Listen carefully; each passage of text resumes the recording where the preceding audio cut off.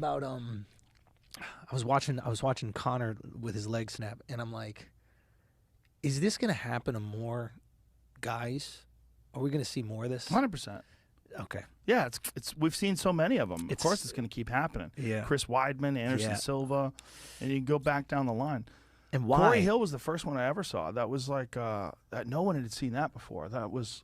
I'd only seen it on video. I'd never seen it in real life. When he threw a kick and the opponent checked it, I forget who he's fighting, and it snapped his fucking leg in half. And the referee didn't realize it, and so he went down, and the referee hadn't noticed it, and the other guy was beating him up, and I got up and I was yelling. I took my headphones off and I was yelling, "Stop the fight! Stop the fight!" But it's like, I don't know if the ref could even hear me because it's a crowded arena, and now he's down. The other fighter's pounding on him, so it's like, see who was fighting him. I'm trying to remember who was fighting. Corey Hill, leg break. I just wonder. It's like you see it happening more and more, and then with the leg kicks seeming to play more of a role, and it's gonna happen. We've seen it happen so many times. It happened with Anderson Silva. It happened with Chris Weidman. Leg breaking, arms breaking. It's part of the sport. It's gonna happen. I've gotten into it.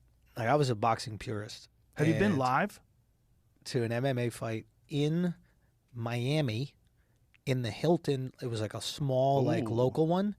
And I'm telling you, this like pains me to even admit it because I'm just such a big boxing fan. But in order to really appreciate boxing, you kind of need to understand the sport. It's just one of those. It's like jiu-jitsu or like one of those things. Like I don't really get it. I don't know enough. You know what I mean? Right. But I'm sure if I knew a lot, I'd notice every little bit of nuance. It's almost like soccer. You know how they can appreciate not scoring. Like the whole thing is almost scoring. You're like, ooh, that was a good almost score.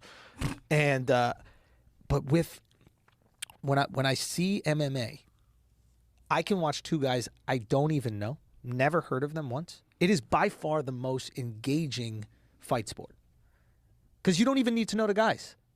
Dale Hart and I got hammered one night in the bar. Oh my God! Before or after? Oh, after that fight. But this was the first time. Dale showing a lot of head movement. The Eats a nice referee doesn't see it, so oh God, they're still scrambling. And he's not tapping? So if you can hear me. fight is all over. Oh God, that's gnarly, dude. Yeah, look at his leg. So I It's gonna be stopped. The fight is all over. you didn't hear it. Oh, Corey fell down. It's broken. It's broken. This fight is gonna be stopped. The fight is all over. Corey Hill. Yeah, that's just gnarly, dude. So that's me screaming. I don't think the referee saw when it broke, but then he recognized it when it was down, that his leg was off at a fucked up angle. That was the first time I'd ever seen that live. But now I've seen it several times. I've seen arms break several times. I've seen so many people get fucked up. Are you immune to it?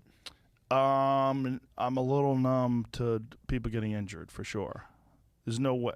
You know, I've talked about this before, but if you looked at all of human history, the amount of people that have seen people get the fuck beaten out of them, I am in the upper, like, 1% in all of time. Yeah, it's you and, like, Genghis Khan. Well, he's seen people get fucked up in a different way. Yeah. That's chop their legs off and light them on fire and use them on a catapult. Like, have you ever listened to Dan Carlin's Hardcore History? No. Listen to me, man. Wrath of the Khans. It's a 5-part series on hardcore history about Genghis Khan, and it is fucking amazing.